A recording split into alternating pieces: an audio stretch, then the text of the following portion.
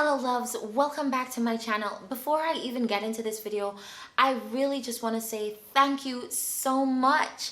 Thank you for over 2,500 views, over 250 subscribers to my channel in 1 week. I just never expected this kind of a reception so soon, and I am so grateful to you. Thank you for all of the likes, all the shares, all the generous comments. If you are new to my channel, I am Ayana Mahalia Dean, and this is where I share all things lifestyle, motherhood, and DIY.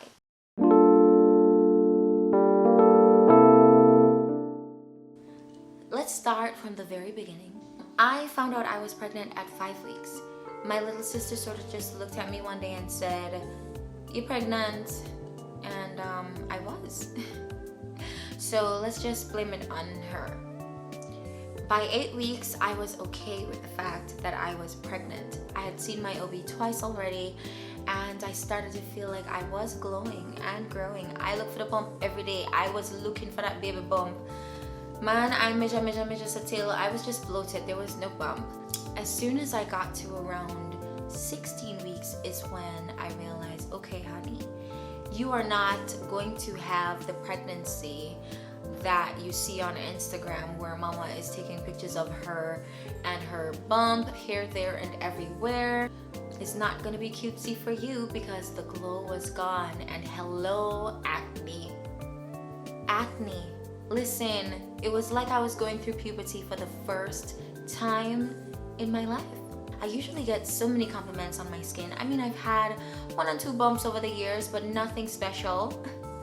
Listen, this acne was coming ferocious. It was making up for lost time, okay? Mama never feel nice, none at all. I sort of just let myself go. I spent most of the rest of my pregnancy in Joel's shirts, covered in mango stains, looking like Goku walking through the house with my hair standing on end. Listen, super sane, okay?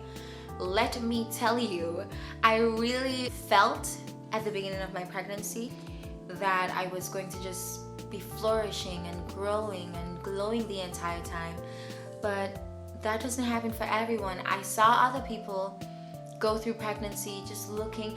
Comment down below if that's just a myth in general. Comment down below if everybody is catfishing us on Instagram, because I know I've been catfishing my Instagram. Every time throughout my pregnancy that I took a picture and put on Instagram for others to see, trust, that wasn't me in real life. Nope. Catfish. Yes. And I'm not ashamed. That was me. Honey, after I had my baby, it has been increasingly difficult to fix up myself. I did not know that it was going to take such big effort to put myself together. And maybe that was me being naive, because babies do take up a lot of your time. You're really on their clock right now. And whatever it is that my son wants is what I have to do. I am at his whim. I am at his beck and call. Another thing I wish I knew is that birth plans change. My OB is amazing. Shout out to Carrie in Bridgewater. You are amazing, amazing, amazing. You don't know the half of amazing. When I'm saying amazing, if she is your OB, you know what I'm talking about. We sat in the office with Carrie and we spoke about everything, from lavender oils on the pillow, a bomb playlist that was going to like really set the mood. My husband was gonna cut the cord. We're talking no epidural, no Pitocin, fully natural birth. I thought of myself as one of those moms that was gonna go on in, 6 centimeters dilated, so I didn't have to wait too long in the hospital, and I would cruise through labor, deliver, and be home in time to make myself an omelet. Pipe dreams, honey, because every single plan we sat down and made went right out the door. I ended up having an emergency C-section. My son was born all of 7 weeks premature. It's one of those things that you know can happen, but you don't dwell on it too much during pregnancy. So I never really lent myself to believe that anything was going to go wrong. We were gonna have a party in that labor room, honey. And for whatever reason, it did not work out that way. I am grateful for my son. I'm grateful for the way I had my son. I really wouldn't change anything, but it really did take us all by surprise. I I'm a proud belly mama. It is what it is. It's not what I expected, but it is what it is. And I got a really neat scar way low, where the kind of bikini I would have to wear for it to show, my husband would have never met me put on that. So it's all good and fine, but it does take a bit of getting used to. And I wish I had acknowledged that there were other ways to have a baby, and that there were other ways that things could go. It would have prepared me a little bit more to face my new body with more confidence. The next thing I want to talk about is the attention I would get. I don't know if that's a Jamaican thing, but pregnant women are the prize. Listen, everybody's gonna call to you. People are gonna open doors for you. You're gonna get moved up in the line. Everybody's gonna give you their seat. It's just a thing, rite of passage. You're pregnant, especially when you begin to show and you're just waddling about the place like a little penguin. Everybody loves it. Everybody loves you. Everybody loves the bump. They want to touch it. They want to talk to you. You know what else? Jamaican men love pregnant women. Me never get looked so in my life. Them look me hard. It didn't even matter if I was walking with my husband. I would just be going about my daily life, minding my own business, and a random man would just be like, yo, baby, I will fat you up, so I'll carry home and give some ton can meal. Okay, nobody said that to me, but you get what I'm saying. So drop a comment if you've been pregnant, or if you are pregnant now and have had men flirt with you just out in the open for no reason. I never knew that that was a thing. If that is a thing in other countries and other cultures, do let me know. Please drop a comment from wherever you're from, wherever you are, and what your experience is. As soon as I popped this baby out, crickets, tumbleweed. Nobody not look me again. I think moms need a grace period to sort of wean themselves off of the extra attention and the extra help that you would have gotten when you were pregnant.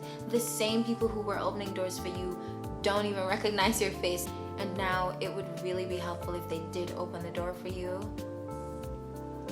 No, honey, the attention stops. You better wait your turn in the line, and nobody's giving you their chair, honey.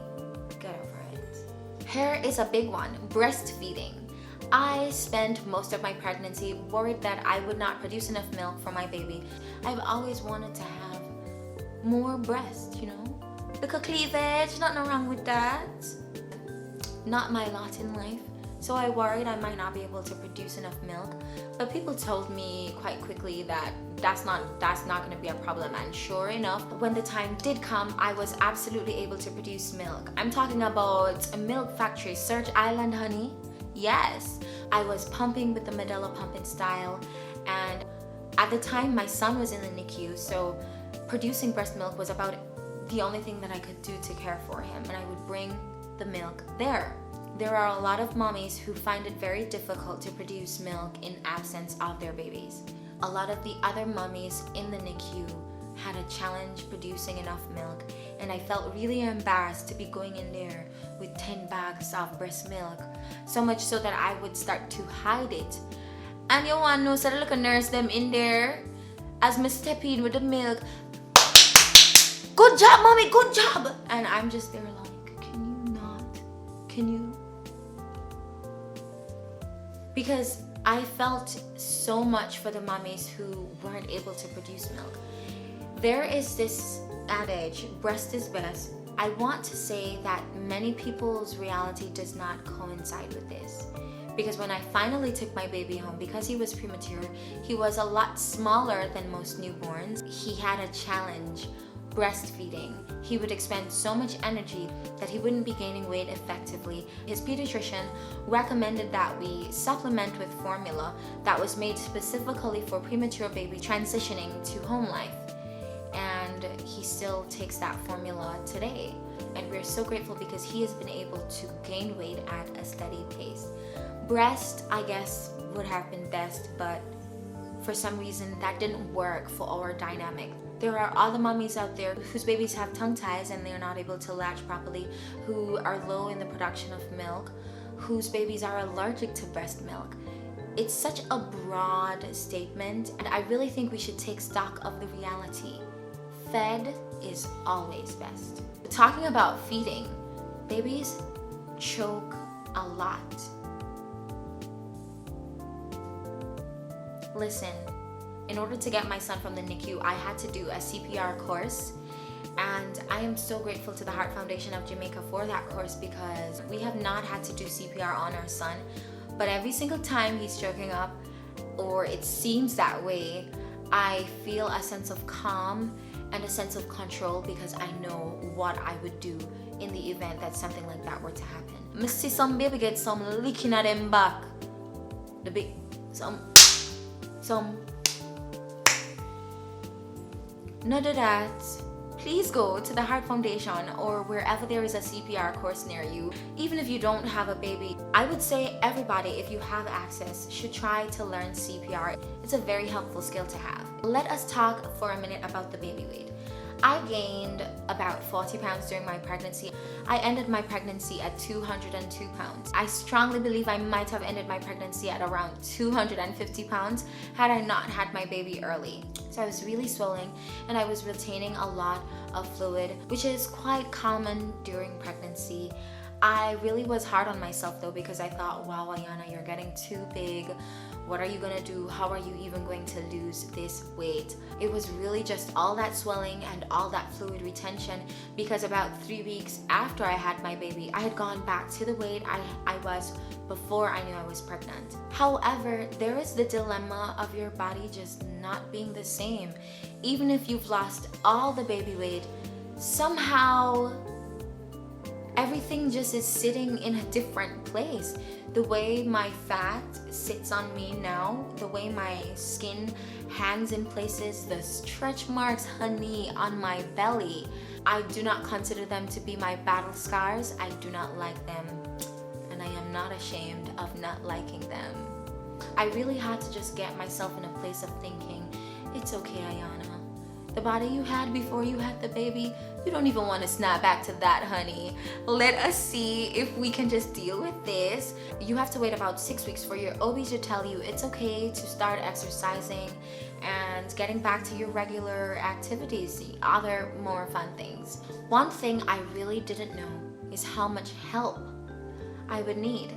I figured I would be able to handle everything all on my own. My circumstance was unique in a way, and so my mom was able to come in the early days and help my husband and I to maneuver what it was like being a new parent without our baby in our home. And then when he did come home, a new baby that required so much care, so much love and attention, and she really did help to quell my fears. It was just amazing having her around. I really miss my mom. Cecile, if you are watching this, hi, Tanya, come back. Cecile, if you are watching this, you know the Schweppes. My husband really took the reins when my son was born. I was not able to go and see him, but he was at that NICU with him every single day. He never missed a single opportunity to spend time with our son, and he would go there and talk to him about quantum physics and mycelium networks, and I don't know that it was making any sense to the poor boy, but he was there. He was so present, and when he got home, he continued to be so present, and I'm so grateful to Mr. Geraldine for the way he shows up for his family. Me love him. Me like him. Him nice. Is a nice man, yes. But always be open to asking for help. I never was big on asking for help before, but I know, and I'm so happy that I learned it very quickly, that I have to ask for help when I need it, and I cannot anticipate that anyone is going to read my mind or show up for me in a way that I have not asked or that I have not shared that I need. And so that's what I want to leave you with. Drop a comment below if there's anything on your mind that you wish you had known before having your baby. Drop a comment below if any of these things resonate with you. Thank you for watching this video. Don't forget to like, comment, share, and subscribe to my channel. I upload new videos every Tuesdays and Thursdays at 6 p.m.